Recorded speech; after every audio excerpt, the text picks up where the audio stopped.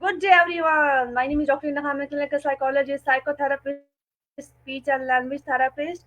And today I have a very lovely guest, and I think we are keep on freezing, but we still are going to talk to you people.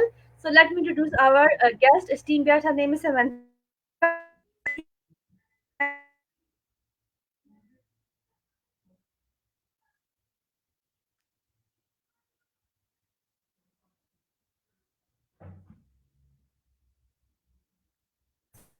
Oh, it's frozen my end.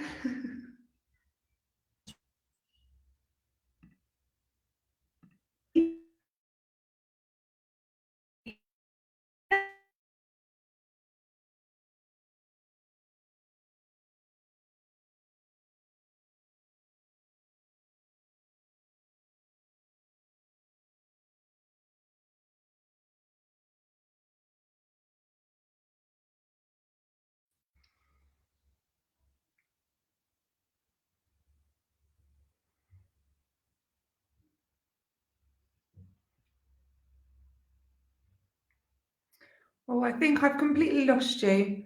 Well, I'm so pleased to be here, and I'm so pleased to be able to talk to everyone about different parenting strategies. I hope people can hear me, and I'm hoping that Dr. Anila will be back.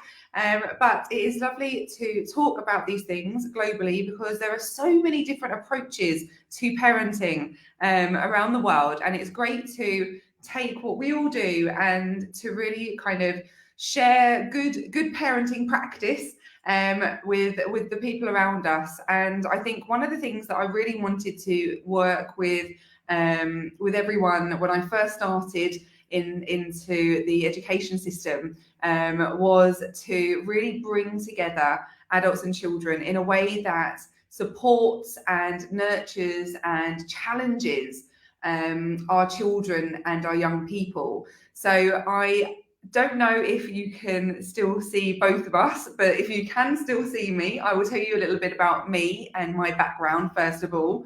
My name is Samantha Delakia, and I am an educational consultant and a parenting strategist and implementation coach. And what I do is I work with educational settings and childcare settings and families and children Hey, to I'm support here. Don't building worry. confidence. Hello, you're back. I was just talking a little bit about what I do and kind of introducing myself a little bit because I couldn't see you. So I was just saying that I am an educational consultant and I work with families and I work with educational settings as well. And I was just talking about the fact that the reason I went into it was to support big humans and small, I suppose, in a nutshell, to make sure that we are really building confidence and resilience through effective communication. And all through my practice as a teacher and then as a deputy head teacher and now a consultant, that is something that I have been working on with families and schools and educational settings.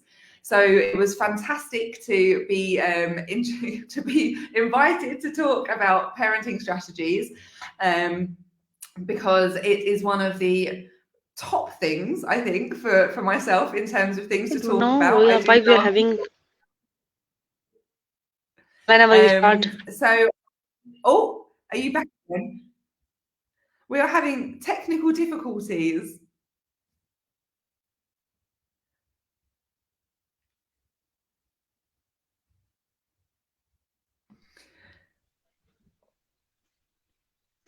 I think we're back now. Yes, we are. You're here now. Yes. Almost. It keeps dipping in and out. It's going to be a very tricky chat with the technology.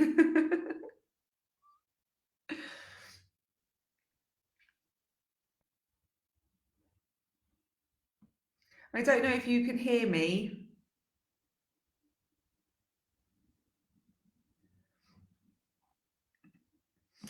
if we've got anyone live joining us live, it would be great to hear from you in the chat. I'd love to know how old your children are and the challenges that you are facing as a parent. For a start, that would be great. And then if there is any questions that you have around behaviour and emotional balance, that is something that would be wonderful to hear, because it certainly comes into our parenting, doesn't it? And it's certainly something that I work with parents a lot on when it comes to creating strategies. Are you back again? I can see you now. Yeah, you can There see we me. go. There was some issue. Thank you so much for having this discussion, get along, and thank you so much for talking to us today. Okay, I would like to ask a question from you that what are the common problems you encounter when parents come to you that their children have these, because there are a lot of problems which are common and which are specific problem as well, but when we are doing this kind of discussion, we cannot talk about common specific problems.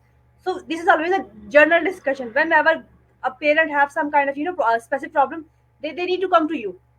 That's what we call therapist are. They have to take individual session from you. So what are the common problems which parents face nowadays? I'm talking about the modern parenting, because modern parenting is different than the classical parenting. Yes, absolutely, absolutely. So lots of parents come and talk to me about things such as balancing screen time, a modern day Okay. issue that our parents all around the world struggle with. How many hours, how many minutes should our children have screen time? And they will kind of, look at what kind of screen they're using. So, for example, one of the things that I recently spoke with a family about was whether or not their children should be having the screen time at dinner time, because lots of children, particularly younger children, struggle to eat at different points in the day, and keeping them sat down and focused on eating can be challenging for parents. So lots of parents use screen Yeah. time to support mealtime. And one of the questions that I was recently asked is, is this, a negative thing? Should we be using screen time at meal times? Which I thought was a really interesting discussion to have, actually, because I am a firm believer that there is a huge amount of option when it comes to balancing and supporting our children. One of the most important things is that our children do eat. So whether they eat more when they're watching something or when they're talking to you, is Yeah. the one that produces their eating more is what you go with. And I think that a lot of the mentality and the thought process behind children not having screen time while eating is because it used to be the hub of our conversation, the table time, when we'd all come together after work or school or whenever and have a good discussion. But now, with kind of the pandemic and lots of people working from home, our hours have shifted. We're spending more time, more quality time with our family members. And actually, we can have quality conversations outside of the meal table. So whether you are combating your child not eating and trying to have this enforced good quality discussion with them at the dinner table is probably not doing them as good as if you were having quality discussions outside of that time and then giving them the screen time when they could mindlessly eat.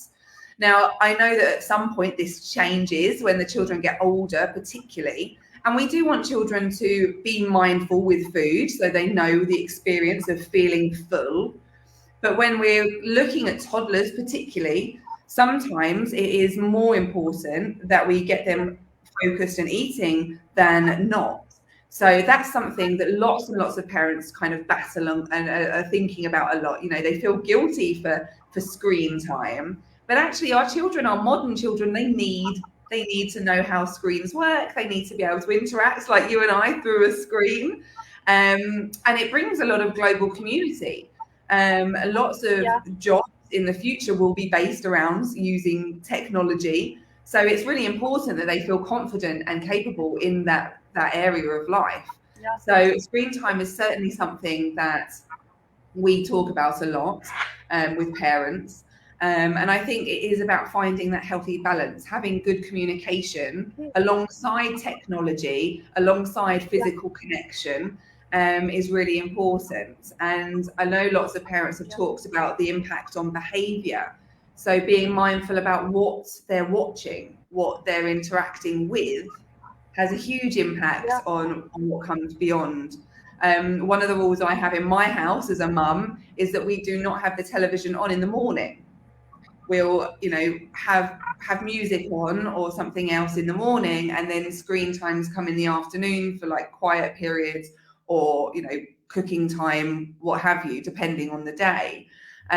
So just making sure you've got a healthy balance there is really good for their behavior, but also to give parents that kind of that freedom to get things done, because sometimes it can be very restrictive, can't it, when you're trying to entertain and get things done. So that's certainly something that I've been working on with many parents, is getting the balance right. And then also things like language. We talk a lot about the language that we use with children, the science behind the behaviour we're seeing. So things that we're seeing a lot, especially following the pandemic, are huge emotional outbursts or dysregulation. And that is a lot of, different stress levels within the home and outside of the home. It's something I do in schools as well and educational settings. And we look at what the behaviour is being triggered by, the thoughts and the emotions behind it. We look at patterns in behaviour, and ways that we can really shift and make a change for families to support that ebb and flow of behaviour. Because I think sometimes we as parents and as adults try and ensure our children are well behaved. I say that quote unquote, well behaved. But actually we also need to allow them what I call a positive out for those big emotions that they aren't really sure what to do with. So a lot of what I do is to do with, I'm actually using two. Oh, I'm so sorry, I can't hear you.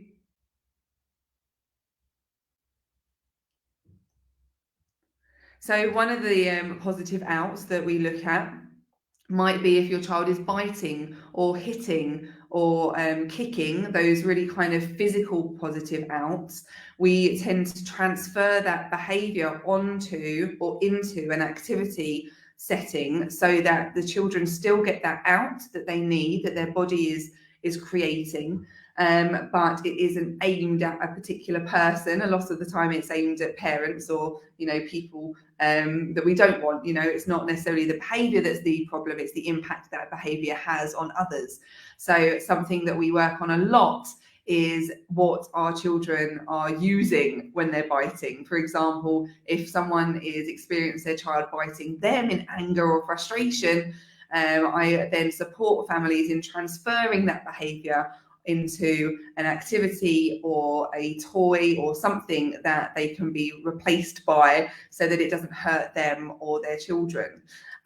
So we look at the positive outs and we see what we can do to support the children there, and the parents, of course. And then another thing that I have spoken to parents a lot about recently is the ideas around kind of the naughty step and the language used about that. And I always say to the parents I work with, we are creating that inner voice for them. And when we are, having that discussion with them and talking them through their behavior or their emotions, we want to really remind ourselves that that's what we're doing. So being mindful of the word choices we use is absolutely fundamental. Oh, are you back? I think you might be. I can see you, but I can't hear you.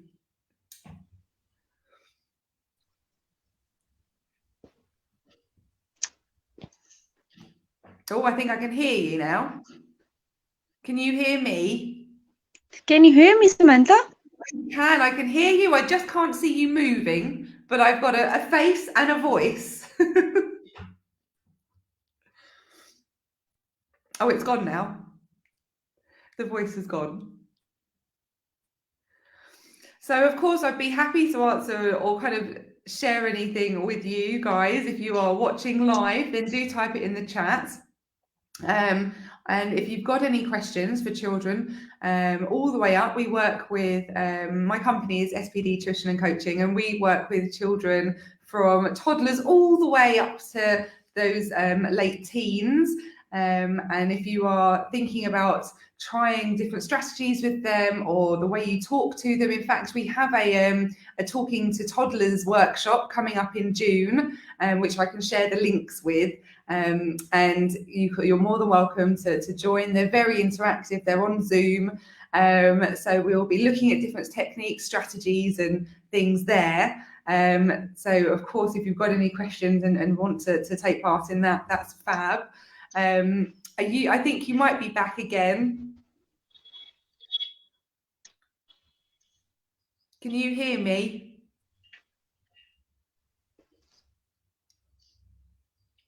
We're not having much luck with this today, are we? I can't hear you at all, I'm afraid.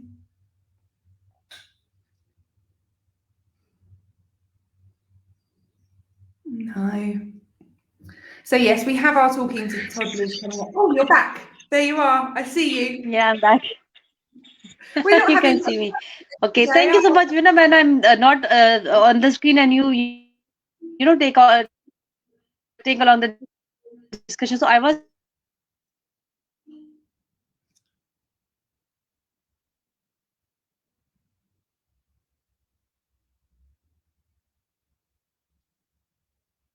Oh, you've gone again. I'm so sorry, I can't hear what you're saying. It's frozen. Well, thank you so much for having me join you. Although we have had some technical difficulties, it would be lovely to try this again at a different point when we have less technical hitches. For anyone that watches this, providing I haven't frozen, I hope that I've shared some things that are useful. And as I said, if you've got any questions, I am always happy to chat. You can follow me on Instagram or SPD Tuition and Coaching, or you can email me or get in touch through the website. And I'm more than happy to catch up with anyone that does see this and wants to hear a little bit more about the strategies that we can use. I was just kind of finishing up because I wasn't sure whether or not we were even going to have a chat at this rate. I don't know why it's happening today. You know, even I'm using my phone simultaneously. If I go off from my laptop, I get, try to get into that laptop as well. So Yeah. I have a lot of important questions because it's a very important topic, because screen time is something Yes. everybody's nowadays asking from me. And there are 2-3 aspects as well. I would like to discuss these aspects as well. But the thing is that I was working with a child and he was maybe 7-8 years old. He was above average intelligent child with autism as well. So in start, their family gave him the mobile phone, and he was watching some kind of very aggressive games on that. That was all about leadership and kidnapping some child and stuff like that. So when they think that there is something very wrong with that child, they took that phone from that child.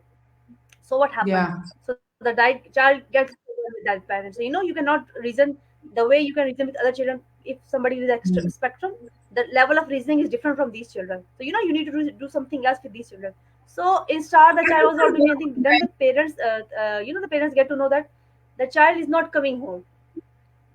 He want to stay at his friend's home. So one day his mother came to at this friend where she saw that the child was using that mobile phone. He have taken that mobile from his friend and he was playing the exact same games in that phone. So then they realized that we did something very wrong and the child is going away from us. So we need to do something extra intervention over here. So then they talk to us and then we plan some strategies and how you're going to use that or how you're going to limit that screen time, because the child learned a lot of things from that screen. The child was so good in history. There was a lot of different kind of lobsters, and he knew the name of all the lobsters. We have a wall in our schools, and he was the name of everything. So there was a wall, and there was some ancient pictures, and he knew all about them. So from where he learned these things? That was technology. which gave him that access to that thing over here. Okay, so I I would like think to ask it's you really something else. important, you know, when you, as you were saying, you know, I think it's really important as well when we do remove things from children Yeah, to share the reasoning behind it, isn't it? You know, to kind of talk to them about why we're yeah, wanting them to stop that. You know, the yeah, safety aspect, and also the we talk about physical safety a lot to our children, yeah, but we don't talk a lot about mental and emotional safety. You know, lots of our children don't know the impact that some of these things have. You know, there are certain things, even as an adult, I don't want to watch, and it's because I yeah. want to keep my emotional safety there. True. You know, so there are certain films that I just don't entertain because it's not good for my emotional well-being. I don't Yeah, want to feel those emotions. And I think that talking to our children about that is so important. And of yeah, course, when it comes to the act of taking something away, telling them it's going to happen and counting down is really useful. So if yeah, you're going to say to your child, whatever age, you know, I'm going to take that off of you because X, Y, and Z, you know, it's not appropriate, it causes this, blah, blah, blah. But also, I'm going to count you down. So I'm going to just give you a moment to understand what's happening. I'm going to count down from 5. And that's really useful because it gives them some processing. yeah. And you see, with the children, if you start reasoning with them and you tell them the reality, what is the problem behind that thing? Let me, share with you the case with you as well, and that is very appropriate in this discussion. There was a child coming to us, and the child was doing something, doing something, some acts. He started doing some acts, some adult acts. He started doing some adult acts, and he used to remove his pant, and he did something Mhm. awkward, something like that. So the father came to us and that what is happening with that child? What you are doing with this child? And we said that Mhm. we have camera everywhere in our vicinity. You can watch these cameras because there is Mhm. recording, and you can watch what is going on over there. So Mhm. the thing was that the child saw that video in his mobile phone, and that was Mhm. sometimes it was small, very small kind of a small a video that was a poem which the child was watching. So he was acting like that, but you know why he was using that thing? He was using because the mother and father was separated with each other, and they came together, but they were still fighting with each other, and the child was not familiar with that environment. So Right. he thought that that is something that I can get that attention of my parents. So that's why he was doing that thing. But the thing was that even then that he learned that trick from the from the screen. So Mhm. okay, I would ask you very other because I'm a I'm a language therapist as well. So in our area, what you could say is people do not encourage the screen because there are a Mhm. lot of children who have visual autism. People call it visual autism as well. That those who start watching a lot of screen all the time from very from very younger age, then Yeah. they have the dysfunctional language as well. So what is your opinion about that? So when it comes to, I think we, as human beings, we need things to be multisensory. You know, we need to have, Yeah, we have to have interaction, we have to have connection, we need to learn through experience, through doing. So I think when it comes to screens and early development and things like that, I think that it's really important that they are factored in, but not the only thing.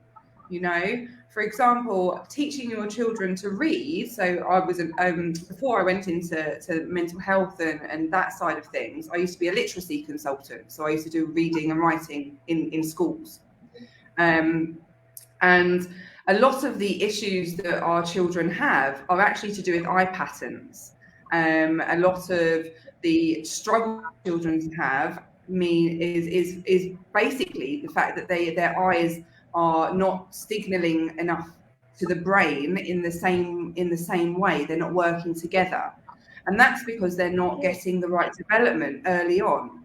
Things like climbing and skipping and jogging, you know, when they're moving their arms in action, going across the midline.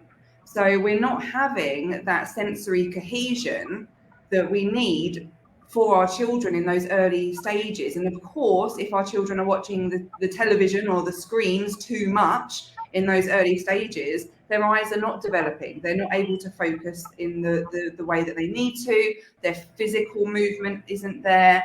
So we really need to make sure that from the ages of birth to 7, that we're really working on those motor skills.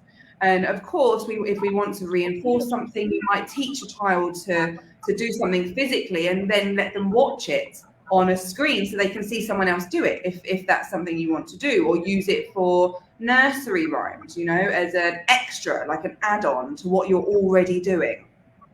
And I think that this is so important that, you know, it has its place and it has its time, and of course it's a skill in its own right, but it also needs to be part of a wider thing. I always talk to parents about our plate, you know, our food. We don't only eat one type of food all the time. We have a whole range of things that create a healthy meal, a healthy, balanced meal. Well, it's exactly the same when it comes to children's development and behaviour, isn't it? We want a healthy balance of life so that they can develop in the way that they need to. And then obviously it impacts their behaviour, it impacts their development, their successes, and what we see from them as they grow. Okay, so you mean you want to say that we have to use our all senses to learn something. It could be language, it could be cognition, it could be emotions as well.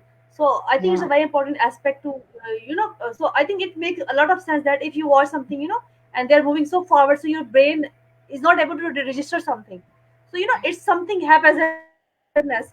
It's a lot of haphazardness, lots of impulsive activity going around your mind, and you cannot register these things. Okay, so I would like to ask you a question from you, because you said that you work with, you know, schools and with students as if. I would like to ask about learning disabilities and learning difficulties from you. Okay. Because you know, so the thing is that parents are still not able to understand our child development is quite normal. You know, the developmental milestone was, you know, on the time, speech was on the time, physical movement was on the time, cognition, emotion, everything is on the time. But why the child is not able to, you know, even the simple phonics, why the child have issues? It could be dyslexia, it could be dyspraxia, dysgraphia. So how we can parents that why the children are having such kind of issues? What is your opinion about that, or how we are going to, you know, make aware parents about these things, because these are very important things. Sorry, just to make sure I got that, because it was breaking up a little bit.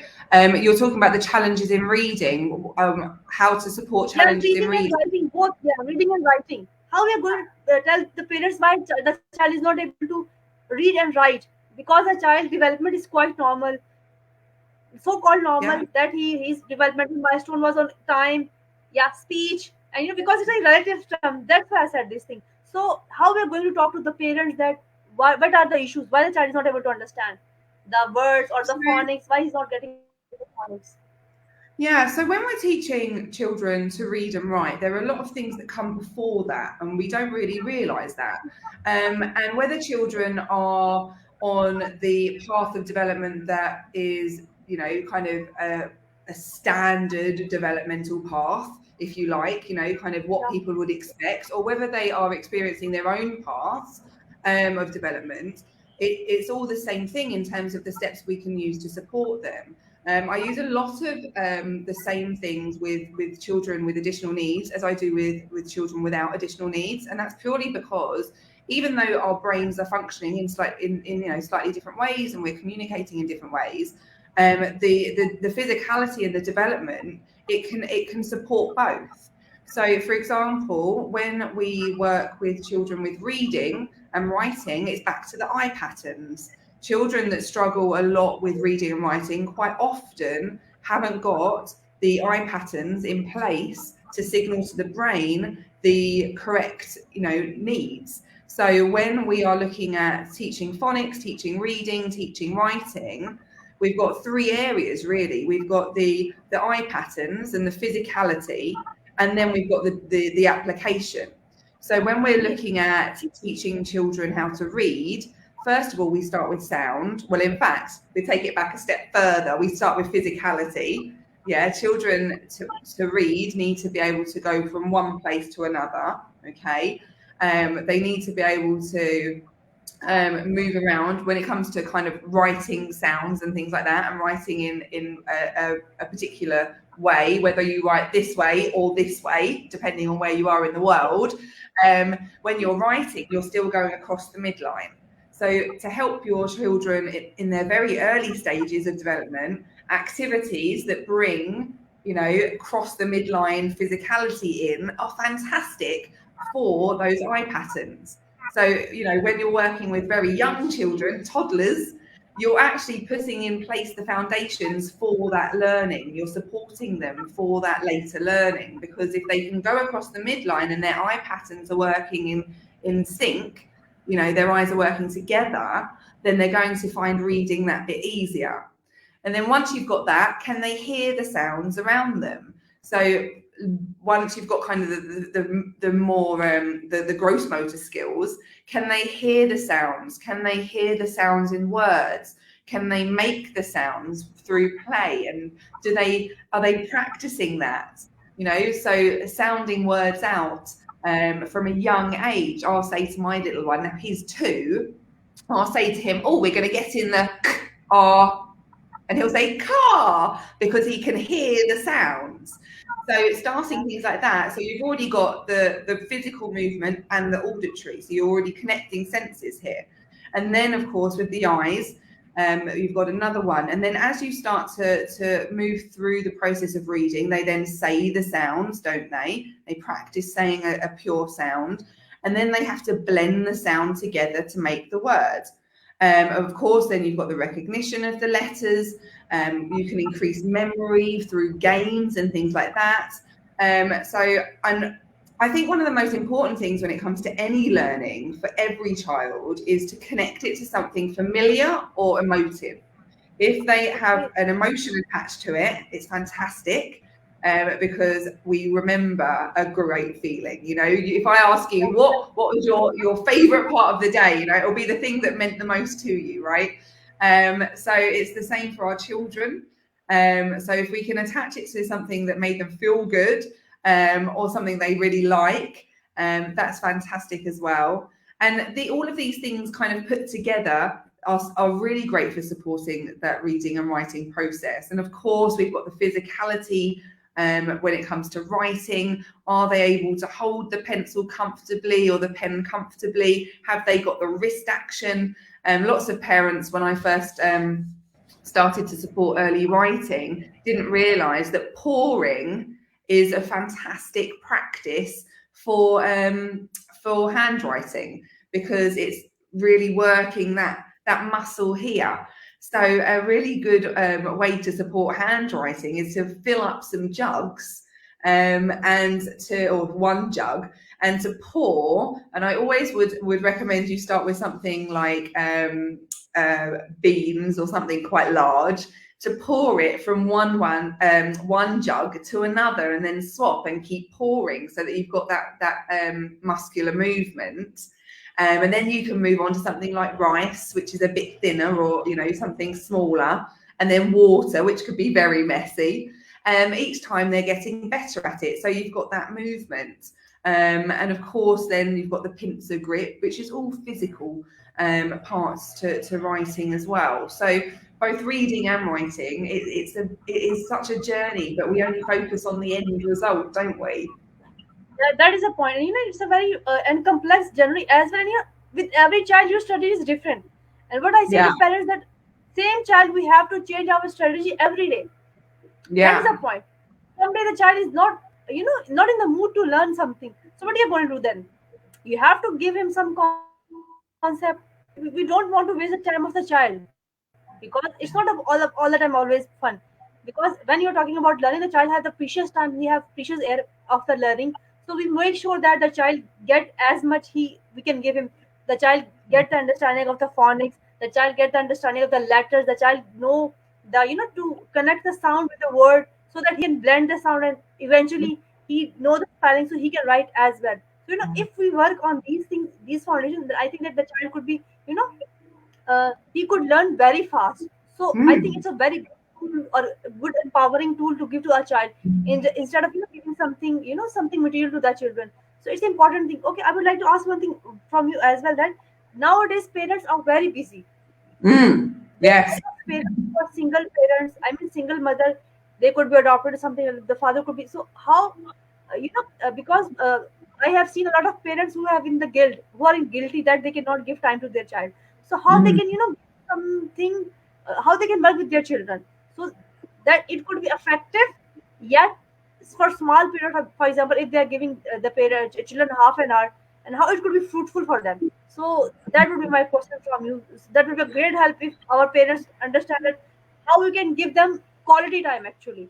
So Yeah. I think And I think this is so important, isn't it? Because it's something that parents get so much parent guilt about, is what is quality time, you know? And I think parents go one of two ways. They either throw lots of money at it or they don't do, yeah, you know, true. they you know think that the little things don't matter. But actually quality time is connection time. You know, it might be reading a story together every day. It might be doing the cooking together. It might be spending time on the way home from school talking to each other about what you've done today. And I think that talking, like you and I now are managing to do, is so crucial for our children, because it makes them feel heard. It allows you to get to know your child. And I think that that connection is so important, not only for us as parents, but also for our children. It gives them that sense of safety and security that they need in order to develop, you know, and flourish. But most of all, I think it is about having a set time in your day. So even if the washing needs doing, you know that you're going to give your child 10 minutes of reading their favorite story before you do it or after you do it. Or if you really don't have any time, you're going to involve them in it. You know, it might be that you are doing the washing up together and being silly with the bubbles, or you are, you know, cooking dinner and they're passing you the ingredients. But I think it's certainly something that's really important for development. It's certainly something that's really important for family units, no matter what they are, you know, made up of. If we can allocate time, even within daily routines, I think that that's the most important thing. It doesn't have to be something, you know, outside of the house. It doesn't have to be this huge deal that we make. Of course, it's lovely to do trips with our children, but it's also really lovely just to do the routine stuff together, you know? Yeah. I would like to give you one case example with that. There was a girl in a class, and she was so brilliant. I would say that she was above every, the whole class in reading. She was so amazing, so fluent in reading. She was hardly Oh, I'm maybe so 5 or 6 sorry. years old, and she was, reading stories. She was 5 or 6 years old, and she was reading difficult stories with me. So when her mother came, she said that I don't know what my daughter is doing. So I told her that your daughter is so brilliant. She's so good in academics, and she's so good in reading. So the mother said that, oh, and my daughter is that much good. So the thing was, the single daughter. She was the only daughter, and her mother was teaching, Oh, I'm so sorry. I can't hear you. I'm only getting kind of bits.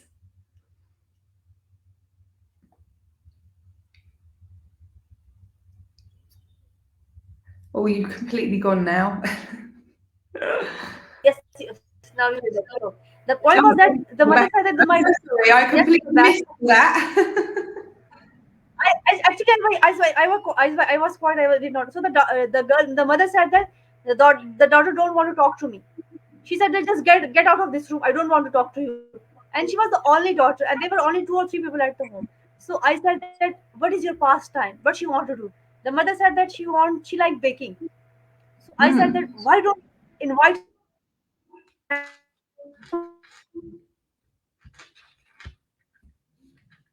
Oh, you've gone again.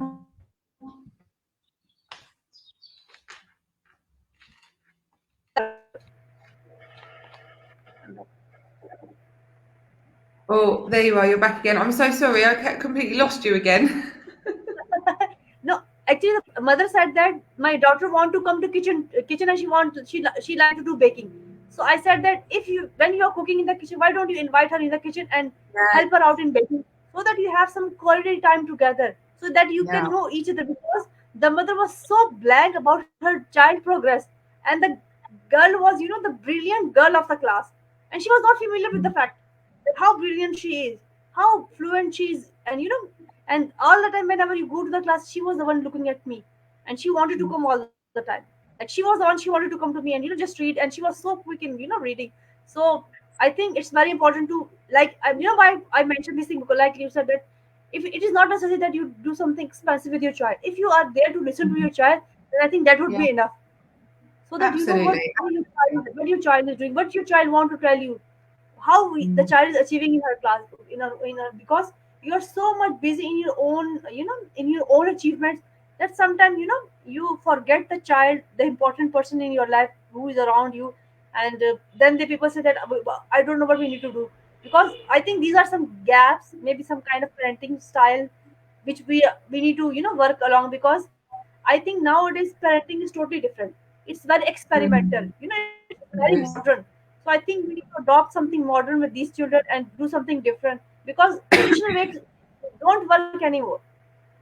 It's not No. like you just, it don't work anymore. We have to be, you very careful with our children, because you never know what harm could come to them. We have seen a lot of children who get into uh, bad habits. God forbid they get into drugs and stuff like that. They get into something bad. If you're not going to listen to your child, then they will find some other place to go. Then they will, they will have another ear to listen, and you never know what bad intentions coming toward these children. So I think it's a kind Well, of with harm. that, yeah, I think you're so right. And I think that with that, it's really important to remember that our children's behavior is just a communication of what they're feeling. A lot of the time we try and battle with behavior, but actually their behavior is expression, and sometimes what they can't share in words, they will share in physicality. So if you have, and when you weren't here, and I was just kind of, talking to the world out there, I was saying, that one of the things that I work with parents a lot with is transferring behavior, because a lot of the time we try and stop behavior, but actually that's stopping their expression. And if they don't have any words to use instead, or they don't know how to express it in another way, then they look for other outs, they look for other ways, and this it can lead to a whole host of things later in life. But I think one of the key things that I always, really focusing on with children and parents is the character strengths that our kids have. If we're looking at outcomes of achievement all of the time, then when they don't achieve, there's a huge issue. It's an issue for parents and for them. So when we're looking at praise or how we support their learning, what we really want at the core of it is what we are able to identify as core strengths. So, I really, things like, I love how well you did in that test. I can see how you persevered and you tried so hard and you kept going, and you did well because you're a really determined person. You're a really strong person. You're kind of giving them those character strength words, so that then when things do go wrong or they don't achieve what they want to achieve, they don't think that they are no good or that they can't do it. They just know, well, I can try again, or I can do this, or I could persevere. That's the kind of person I am. That's my strength. So I can try again. So they've got those to fall back on. And I think that's so crucial, because so much of kind of society is focused on what our kids can do and not what our kids can be. And I always talk about being rather than doing with our children. And I think especially with the modern day, the way that we are working with them and supporting them, I think this is absolutely fundamental as part of one of the keys to modern day parenting, for sure. Yeah, it is. Okay, I would like to ask you something else, because if you say that parents are modern, so nowadays children are also modern as well. They're more understanding as compared to if we talk about children 10 years or 12, 20 years before. And I have seen a lot of children guilty of what they cannot do. Children are in guilt, and they are taking the traumas and the guilt of their parents. So how, what you could suggest to these children, that what they can do? Could you just say that again? Sorry, said children are children are getting the trauma of their parents. They're taking the guilt of their parents, and sometimes, if they're not able to achieve something, then they're guilty of that thing. And because Yeah. just because of that thing, uh, they just lose hope in very Yeah. younger age. So what these children can do, how they can improve themselves, or how you could say how they can make the bond with their parents, because it's not always about the parents. Children also have to do something for their parents as well. This is what I believe. No matter how small things they are doing, but they need to be they need to be take the responsibility of their action as well. But how they can take that, because they are very small, their brains are small, they don't know what to do, how to do that. So what you would suggest to these children? So when it comes to taking responsibility, as parents, we model that. We show them how to do that on a daily basis. And if we aren't showing them, then we can make a change and we can start. So if our children are finding something difficult, we can say, do you know, if it was me, I might do, and then you could give some options of things that they could try. And I think that talking out loud with your children, and knowing that as parents we're guiding them, we're not kind of instructing them, we're guiding them, they're going to find their way. I think is a really good way of doing that, and using that. What could we do? Well, we could try. Maybe we could do this. Would that work for you? And letting them have a choice. Or would this work for you better? And giving them ideas is really useful, because, as you said, their brains aren't developed. In fact, the part of the brain that thinks logically doesn't start developing until around the age of 10. So I think that it starts language, after 14 years. After 14 years, I think it starts. Abstract thinking come after 14 years. So there's a big gap. Child is still a child till 14 years. So you need to tell them what to do and how they can do that. So I think it's a crucial time. And I very much like the idea because let me give you an example. And I think I also like these cartoons. Maybe you might have seen the small cartoons, the way they are guiding the children. Do you think it's this thing? Do you think it's color black? Do you think it's color red, or do you think it's color yellow? So the way they are communicating their children, have you seen these children? They're actually in the trance of these cartoons, because they think that they are communicating with these children. In fact, they're communicating to maybe thousands of children, but the way they make these cartoons just look like that they're talking to these children. So that's why the children are so much involved in it, learning a lot of things, because they know how to communicate with these children, and they know how to get the attention, and actually they're doing for the betterment of the children. That is the point. That is the cartoons are are learning based cartoons, and they're very good cartoons if if the child is getting something positive from that thing. So I think I would say that communication is a key over here. So if a child is not don't know how to communicate, maybe you need to lean forward toward that child, because yeah. by nature I think children are stubborn. One thing. Second thing is that children are afraid of you. That is the point. Sometimes children are afraid. Children are afraid of authority, and children are also want to what I feel that children are so guilty of what they cannot do, because they are taking the energy of their parents. Right. I'm going to That is the just point. come back. When you said there, I wonder this, about authority, and I think actually children are afraid of disconnection. I don't necessarily think they're afraid of authority. I think they're afraid of rejection and disconnection Yeah, and that is the point. not That is the feeling point. safe. So Yeah. I think that when we are talking about discipline or parenting strategies, I think that it's really important that we look at our children as equals, in the sense that they, like us, do not want to feel rejected. They do not want to feel, if you were talking to a friend or a colleague or, someone really, in your world, you wouldn't want them to, you wouldn't want that disconnect. And as human beings, we crave connection. It's one of the, the hard wiring part of the brain. It keeps us safe, doesn't it? So I think that when we're working with our young minds and our little people, that we remember that, that actually when they think that they have done something wrong, or that we are angry with them, that it's not that they are challenging us or that they are not able to accept us telling them what to do. It's that they are fearing disconnect. They are fearing. Yeah, and rejection as well, I guess. I Yeah. think they're afraid of rejection as well, because for them, the mother is a primary figure, because the day they are born, they have seen their parents. So nobody, no creature want to get away from the primary factors or the primary support system, because everybody needs support. Yeah. Child is so alone in the world when the child is small. Even then, they always need the guidance from the parents, and always, even I would say the guidance from the elder sibling as well. But Yeah. sometimes I have seen some sibling who take the role of the parents as well, and they look sometimes very cute, because they are the protected mother, and they are protecting the mother as well, and they are protecting the sibling as well.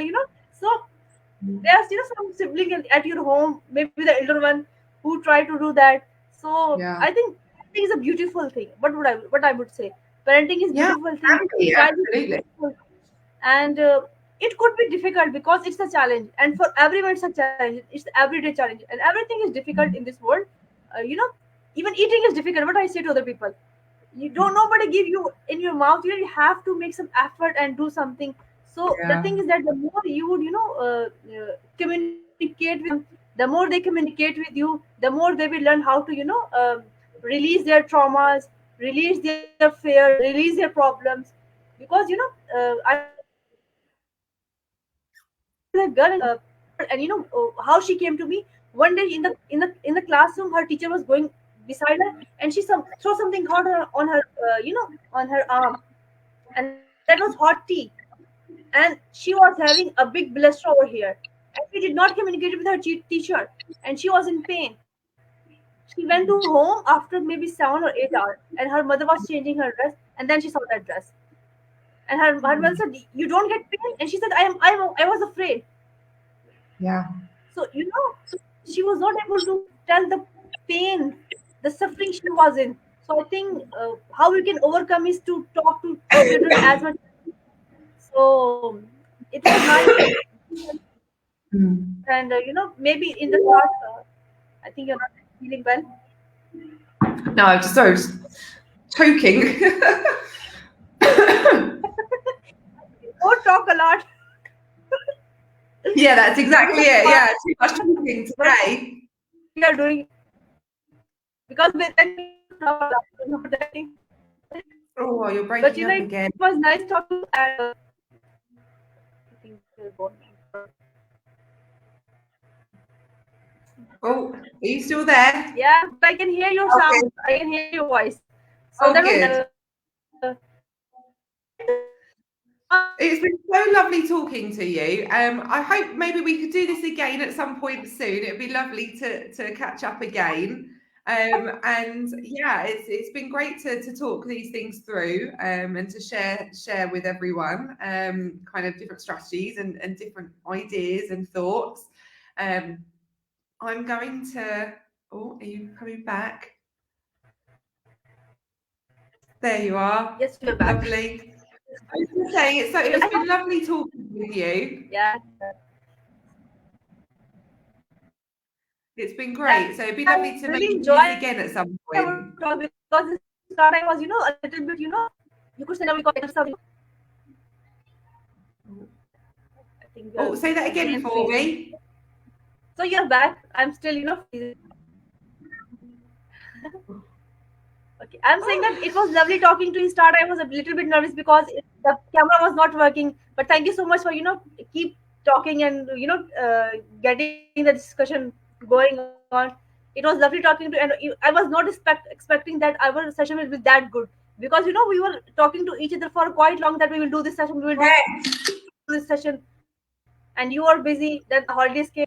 It was nice talking to you. I really enjoyed talking to you, and I really learned a lot from you today. And I would like to ask you to join me again for.